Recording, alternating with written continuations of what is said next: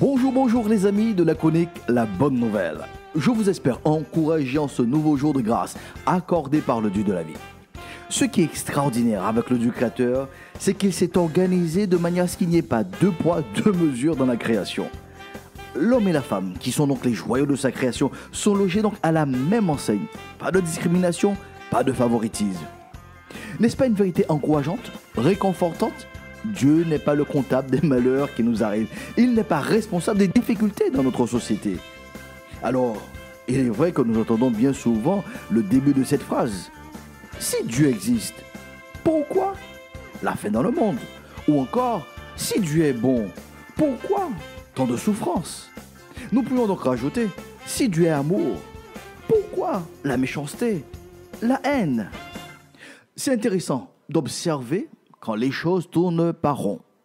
Le réflexe est de se tourner vers le Dieu créateur, de lui incomber une part de responsabilité, pour ne pas dire la responsabilité même du problème. Réfléchissons un instant sur cette déclaration.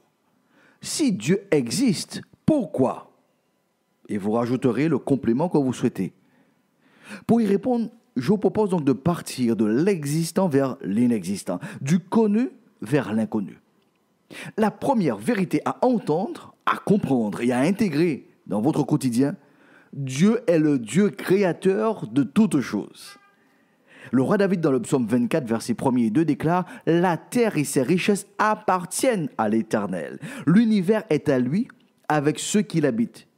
C'est lui qui a fondé donc la terre sur les mers, qui l'a établie fermement au-dessus donc des cours d'eau. » Et à l'apôtre Paul de rajouter en Colossiens 1, versets 15 à 17, « Le Christ est l'image du Dieu invisible, le premier-né de toute la création, car en lui ont été créées toutes les choses qui sont donc dans les cieux et sur la terre, les visibles, les invisibles, trône, dignité, domination, autorité, tout a été créé par lui et pour lui. Il est avant toute chose et toute chose subsiste en lui, donc dans le Christ. » En résumé, toutes les ressources naturelles de la terre, renouvelables ou non renouvelables, appartiennent donc à Dieu le Créateur. Nous venons donc citer, que ce soit le gaz, le pétrole, le charbon, la viande, les poissons, le lait, le bois, les cultures, les minerais extraits donc du sol, de l'eau, bien l'air, le soleil, la faune, la flore. C'est pour cela qu'il est donc appelé Seigneur Tout-Puissant. Il est assis sur son trône faisant ce qui lui semble être bon. Il est vrai que la souffrance peut nous amener donc à une profonde remise en question de l'ordre des choses établies. De là donc à douter des qualificatifs de Dieu lui-même, d'où nos questions donc du jour. Si Dieu est bon, pourquoi tant de souffrance? Nous pouvons rajouter, si Dieu est amour, pourquoi la méchanceté et la haine? Voyez-vous, un homme du nom de Job est aussi passé par ces interrogations. Tant la souffrance dans la chair, dans son âme, était donc grande et profonde. Après avoir fait part à Dieu donc de ses plaintes, Dieu lui répond de la manière suivante. C'est certainement un jeu de questions-questions, non pas questions-réponses, mais questions-questions qui est utile aussi pour notre réflexion. Ainsi, nous lisons en Job chapitre 38, ce qui suit. L'Éternel répondit à Job du milieu de la tempête et dit « Qui est celui qui obscurcit mes desseins par des discours sans intelligence? Saint terrain, comme un vaillant homme, je t'interrogerai et tu m'instruiras. Où étais-tu quand je fondais la terre? Dis-le si tu as de l'intelligence. Qui en a fixé les dimensions? Le sais-tu? Ou qui a étendu sur elle donc le cordeau? Sur quoi ces bases sont-elles donc appuyées? Ou qui en a posé donc la pierre angulaire? Alors que les étoiles du matin éclataient en chants d'allégresse et que tous les fils de Dieu poussaient donc des cris de joie, qui a fermé la mer avec des portes quand elle s'élança du sein maternel, quand je fis de la nuée son vêtement et de l'obscurité ses langes, quand je lui imposais donc ma loi et que je lui mis des barrières et des portes? Quand je dis tu viendras jusqu'ici, tu n'iras pas au-delà, ici s'arrêtera l'orgueil de tes flots. Depuis que tu existes, as-tu commandé au matin? As-tu montré sa place à l'aurore pour qu'elle saisisse les extrémités de la terre et que les méchants en soient secoués? Pour que la terre se transforme comme l'argile qui reçoit une empreinte et qu'elle soit parée comme de vêtements. Dans sa discussion, Le Dieu créateur élargira donc l'interrogation vers d'autres éléments de la nature. Il dira, par quel chemin la lumière se divise-t-elle et le vent d'Orient se répand-il sur la terre? Qui a ouvert un passage à la pluie et tracé la route de l'éclair et du tonnerre? Pour que la pluie tombe sur une terre sans habitants, sur un désert où il n'y a point d'homme, pour qu'elles abreuvent bien donc les lieux solitaires et arides et qu'elles fassent germer et sortir l'herbe. La pluie a-t-elle un père?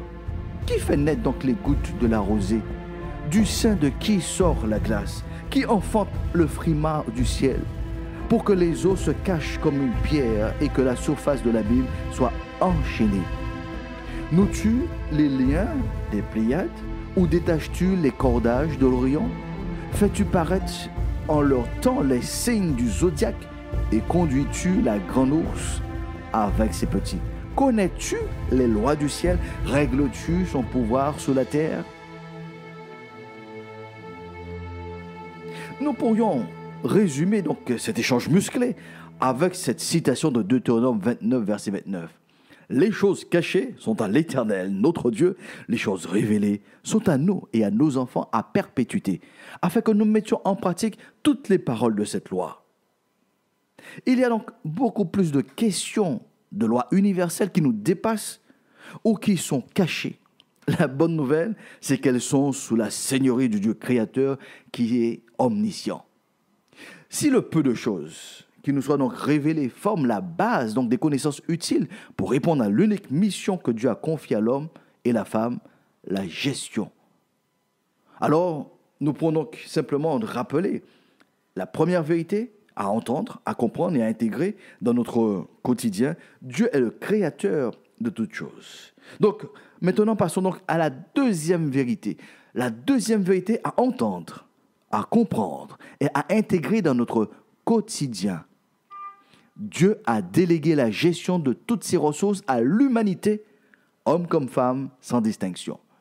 Nous sommes donc dans une délégation de pouvoir avec des ressources qui l'accompagnent. Quelles sont ces ressources, me direz-vous? Quelles sont donc ces ressources que le Dieu créateur a transmises à l'homme et à la femme pour la gestion donc de ses biens? Le roi David y répondra donc dans le psaume 8 à partir du verset 4, où il déclare « Quand je contemple le ciel que tes doigts ont façonné, les étoiles et la lune que tes mains ont disposées, je me dis, qu'est-ce que l'homme pour que tu en prennes soin? Et qu'est-ce qu'un être humain pour qu'à lui tu t'intéresses? Pourtant, tu l'as fait de peu inférieur à Dieu. Tu l'as couronné de gloire et d'honneur. Tu lui donnes de régner sous les œuvres de tes mains. Tu as mis sous ses pieds tout bétail, gros ou petit, les animaux sauvages, tous les oiseaux dans les airs et les poissons de la mer, tous les êtres qui parcourent les sentiers des mers. Éternel notre Seigneur, que ta gloire est admirable sur la terre tout entière. » Trois lois universelles qui caractérisent donc cette délégation. La première, le Dieu créateur a fait l'homme et la femme de peu inférieurs à lui. La deuxième, le Dieu créateur a couronné de gloire et d'honneur l'homme et la femme. La troisième loi universelle, le Dieu créateur a donné à l'homme et à la femme de régner sous les œuvres de ses mains. Il a tout mis sous ses pieds. Madame, monsieur, vous et moi, nous ne sommes pas n'importe qui dans l'ordre établi dans le cosmos, dans l'univers. Nous sommes les numéros 2 de l'univers. Le Dieu créateur demeure éternellement le boss, le numéro 1. Pour terminer ce début de réflexion sur cette affirmation, si Dieu existe, pourquoi? Cette question est finalement une question miroir qui nous pousse dans nos retranchements. Les vraies questions sont donc, si l'homme a reçu la domination sur les ressources de la terre, pourquoi la fin dans le monde?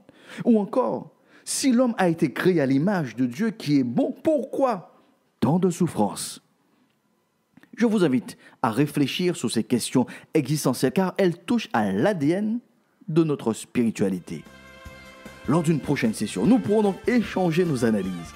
En attendant, gardez à l'esprit que vous et moi, Dieu nous a délégué la gestion de toutes ses ressources. Donc cette nouvelle semaine en fait partie.